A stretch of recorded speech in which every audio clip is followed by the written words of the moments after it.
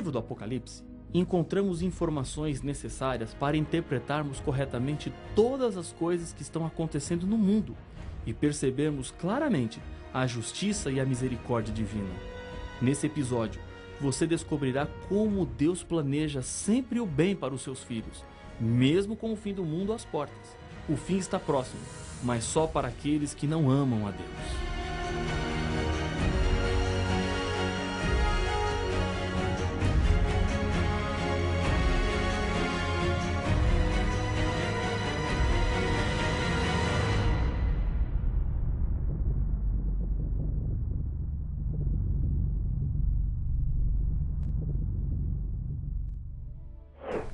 Como você reagiria se pertencesse a uma tribo de índios extremamente fechada, sem jamais ter tido contato com a civilização e de repente fosse levado para uma de nossas grandes cidades?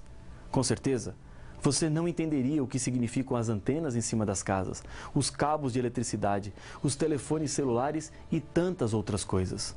Muitas dúvidas apareceriam. Agora, suponhamos que no meio desse passeio à cidade, você entrasse em um hospital, sem saber o que acontece exatamente ali. Não sabendo ler a placa de proibido entrar, você entra em uma sala de cirurgia, quando um cirurgião está abrindo o tórax de um paciente. O paciente está desacordado, preso a uma cama, e o médico está lhe cortando enquanto seus cúmplices ao lado estão olhando e ajudando no que está acontecendo. O que você pensaria desse cirurgião? O mínimo a imaginar é que se trata de um assassino sanguinário, mas na verdade ele é um benfeitor que está lutando contra a morte para salvar mais uma vida. A falta de informações nos levaria a cometer uma injustiça ao tratar como assassino aquele que na verdade era o Salvador.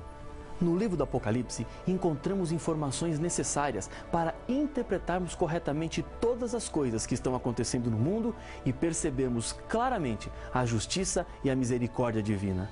A maior descrição que a Bíblia faz de Deus está em 1 João capítulo 4, verso 8. Deus é amor. Apesar disto, o diabo, em sua rebelião, negou essa característica de Deus e o acusou de injusto, dizendo que exigir fidelidade e obediência à lei era falta de amor. Quando ele conseguiu que o ser humano desobedecesse à lei, e assim tornando-se um pecador, e como consequência veio a dor e a morte, conseguiu que Deus fosse acusado de injusto por não acabar com tudo isso. Na cruz, porém, Deus demonstrou a sua justiça e a sua misericórdia. Foi tão justo que não pôde mais tolerar o pecado, e Jesus foi castigado. Ele era o nosso substituto. Deus buscou os seres humanos por amor. Deus não era obrigado a salvar a humanidade por causa das escolhas erradas que fizemos, mas Ele deu seu Filho unigênito para que todo o que nele crê não pereça, mas tenha vida eterna, conforme João capítulo 3, verso 16. Satanás, porém, continua proferindo mentiras contra o caráter de Deus. Se Deus é bom, por que tanta dor e sofrimento? Se é justo, por que permite que o pecado continue? A Bíblia tem as respostas. Hoje, o maior desejo de Deus Ele é longânimo para convosco, não querendo que nenhum pereça, senão que todos cheguem ao arrependimento. 2 Pedro 3, 9. E nesse plano de salvar a sua vida, Deus permite que algumas coisas aconteçam na sua vida que você não entende, mas Deus tem um objetivo e um propósito para todas as coisas.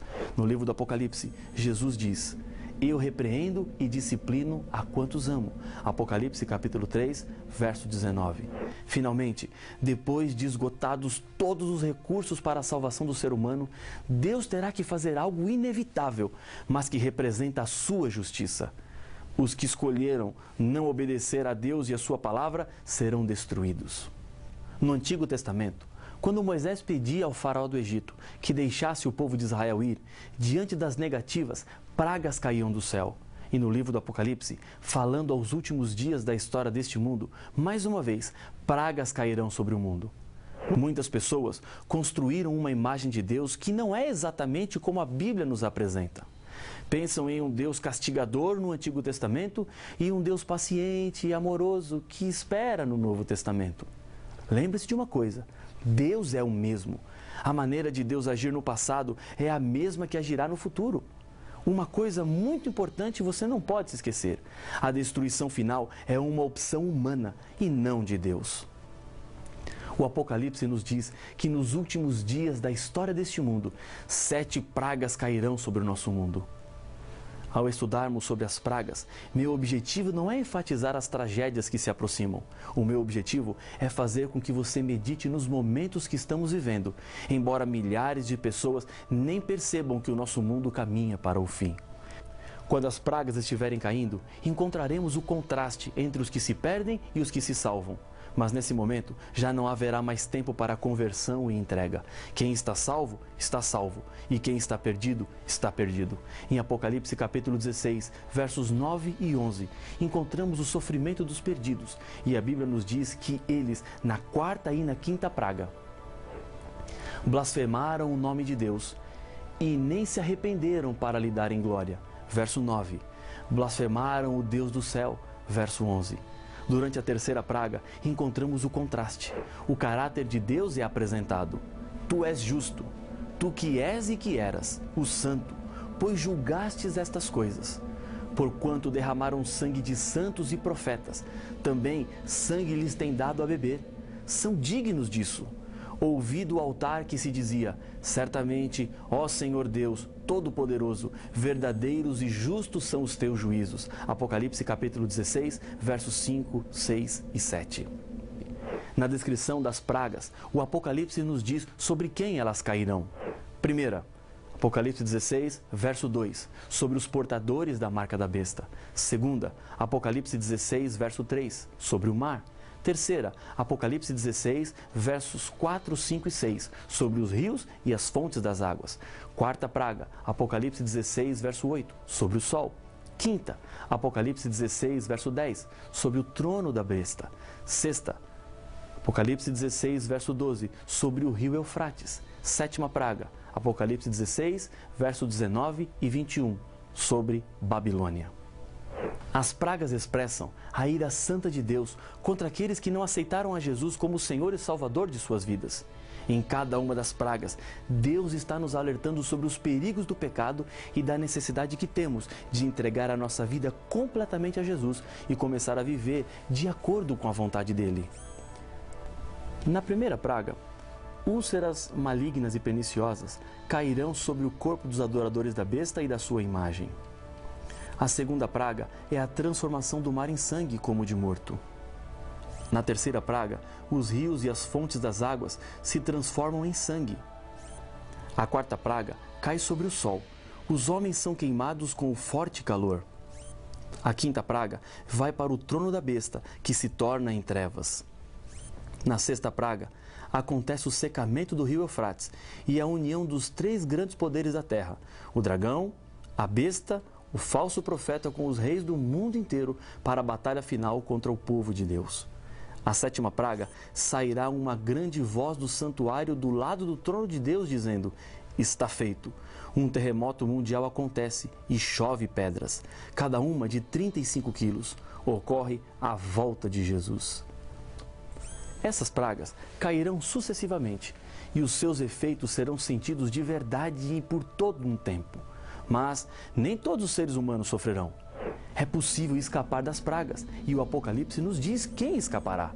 Os vencedores da besta, da sua imagem e do número do seu nome. Apocalipse capítulo 15, verso 2. Deus é justo e protegerá todos que aceitam sua maravilhosa graça. Um favor que não merecemos, mas que com amor Deus nos deu. Os salvos em Cristo Jesus, que aceitaram o selo de Deus e recusaram a marca do anticristo, não serão castigados com as 7 últimas pragas. Nesse momento, os salvos estarão louvando a Deus por seu livramento. O tempo é curto. Deus está esperando há muito tempo. Estamos nos aproximando dos eventos finais. Hoje, estamos em tempo de aceitarmos o selo de Deus que nos protegerá. Antes das pragas começarem a cair, Jesus, ao terminar o juízo no santuário celestial, fará um anúncio demonstrando que a porta da salvação se fechará e com isso não haverá mais acesso ao trono de graça. Acompanhe o que está escrito em Apocalipse capítulo 22, versos 11 e 12. Continue o injusto fazendo injustiça. Continue o imundo ainda sendo imundo. O justo continue na prática da justiça, e o santo continue a santificar-se. E eis que venho sem demora, e comigo está o galardão que tenho para retribuir a cada um segundo as suas obras. Os 1000 anos do Apocalipse estão diretamente relacionados a um tempo de libertação e castigo. Gostamos da notícia de libertação e a recompensa que o Senhor nos trará, mas muitos não gostam de ouvir que o Senhor castiga. Para muitos, o fato de Deus ser amor e perdoador abre as portas para alguém pensar que pode fazer o que quiser, porque no final, Deus irá e salvará todo mundo. Não se engane, a Bíblia não diz isso, nada parecido com isso. Hoje é o momento de buscar a salvação através das escolhas que você pode fazer. Se não fosse pela misericórdia de Deus, sobre cada ser humano cairiam todas as pragas, porque pelos nossos pecados merecemos a destruição. Jesus menciona no livro do Apocalipse a expressão lago de fogo 15 vezes, a fim de que compreendêssemos que a condenação é uma parte necessária dentro do plano da salvação, para abolir o pecado e preparar um lugar seguro para os salvos. Como já estudamos, após os 1000 anos em que os salvos estarão no céu, ocorrerá a ressurreição dos que não foram salvos. Com isso, acabará a prisão de Satanás, que reunirá todos para tentar invadir a Nova Jerusalém, que descerá dos céus com todos os salvos. Nesse momento, diz o Apocalipse, desceu, porém, fogo do céu e os consumiu. Apocalipse capítulo 20, verso 9. E por último acontecerá a destruição final do diabo, o pai do pecado. O diabo, o sedutor deles, foi lançado para dentro do lago de fogo e enxofre. Apocalipse capítulo 20, verso 10. Assim como um tumor deve ser eliminado completamente ou ele se multiplicará até causar a morte, o pecado, que é a transgressão da lei, tem que ser erradicado por completo. Se eu insisto em contaminar a minha vida com o pecado, obviamente, serei destruído por ele. Deus não pode permitir que o pecado contamine o novo mundo que ele estabelecerá para os seus filhos. Quando o Apocalipse fala do fogo eterno, não está dizendo que os perdidos de Satanás viverão também eternamente queimando. Deus não está dizendo que alguém, por ter vivido 70 anos no pecado, terá que arder por milhões e milhões de anos. O sentido real é que desse fogo será impossível escapar, porque é um fogo com consequências eternas. A Bíblia nos apresenta alguns antecedentes que nos ajudam a entender bem esse assunto. Em 2 Pedro, capítulo 2, verso 6, o exemplo de Sodoma e Gomorra, 2 cidades que rejeitaram fazer a vontade de Deus e por isso foram destruídas, servem como exemplo a quantos venham a viver impiamente. Em Judas 7, diz especificamente que Sodoma e Gomorra e as cidades circunvizinhas são postas para exemplo do fogo eterno, sofrendo punição. Essas cidades não continuam ardendo até hoje, foram completamente destruídas, o que mostra que esse castigo ilustrativo não é eterno em duração, mas é eterno em consequências. Eles não sobreviveram ao fogo que foi irreversível. A destruição pelo lago de fogo representa experimentar o que a Bíblia chama de segunda morte. Acompanhe o que nos diz Apocalipse capítulo 21, verso 8. A parte que lhes cabe será no lago que arde com fogo e enxofre, a saber, a segunda morte. A mesma destruição já estava profetizada no Antigo Testamento. O profeta Malaquias descreve quando o pecado será de uma vez por todas destruído. Pois eis que vem o dia e arde como fornalha. Todos os soberbos e todos os que cometem perversidade serão como restolho. O dia que vem os abrasará, diz o Senhor dos Exércitos, de sorte que não lhes deixará nem raiz nem ramo. Pisarei-os os perversos, porque se farão cinza debaixo das plantas dos vossos pés. Malaquias capítulo 4, verso 1 e 3. Um fogo que não se apaga, é um fogo que arde porque ainda tem combustível. Quando tudo que tiver para ser queimado estiver consumido, o fogo desaparece. Os ímpios e o diabo queimarão até não restar mais nada, é o que nos diz Malaquias. Os vencedores em Cristo não sofrerão os danos da segunda morte. Os infiéis participarão da segunda morte e para ela não haverá ressurreição. É a morte eterna. A Bíblia nos diz: a alma que pecar, essa morrerá. Ezequiel capítulo 18, verso 4. E a morte é total. Jesus disse em Mateus capítulo 10, verso 28, temei antes aquele que pode fazer perecer no inferno tanto a alma como o corpo. Os perdidos serão lançados com o corpo no fogo eterno. Durante um ataque aéreo na Segunda Guerra Mundial, foi destruída parte do prédio legislativo de um dos principais países europeus. O prédio era um monumento histórico e não se sabia como seria possível reconstruí-lo, pois não havia mais o projeto. Para a surpresa do governo, um homem apareceu com a planta do prédio. 50 anos antes, um dos sócios da empresa que construiu o prédio entregou a um jovem todos os planos e ele os guardou por meio século.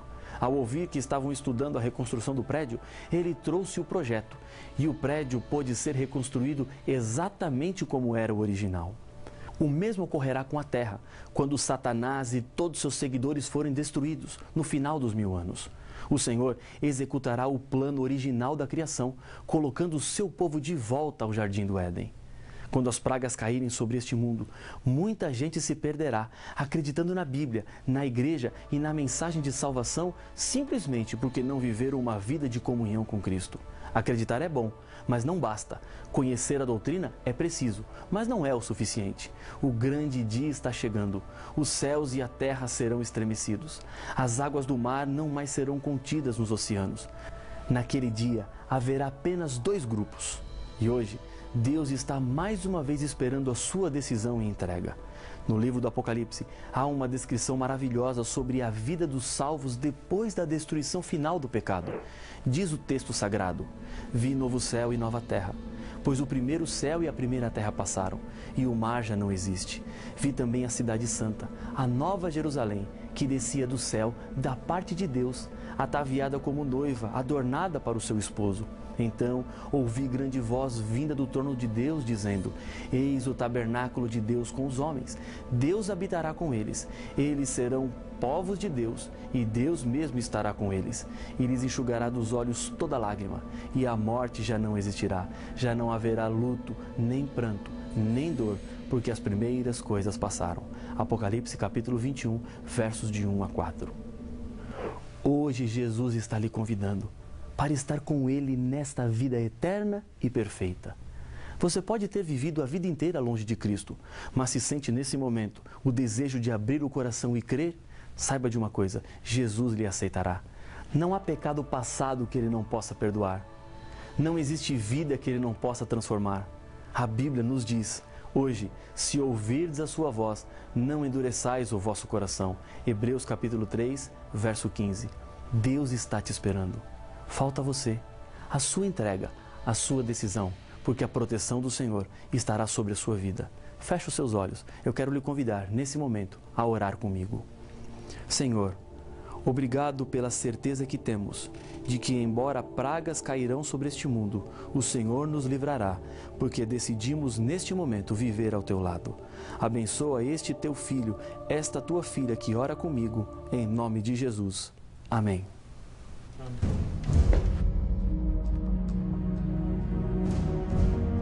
A Bíblia nos apresenta uma Babilônia do passado, liderada por Nabucodonosor, que invadiu a cidade de Jerusalém. Da mesma forma, existe no Apocalipse um sistema religioso que se coloca contra Deus e é identificado como Babilônia. A Babilônia do passado apresenta pontos em comum com a Babilônia do Apocalipse. Mas quais são esses pontos? Como é possível identificar a Babilônia dos nossos dias? Para estes e outros enigmas, a resposta está no próximo episódio de Apocalipse, o fim revelado.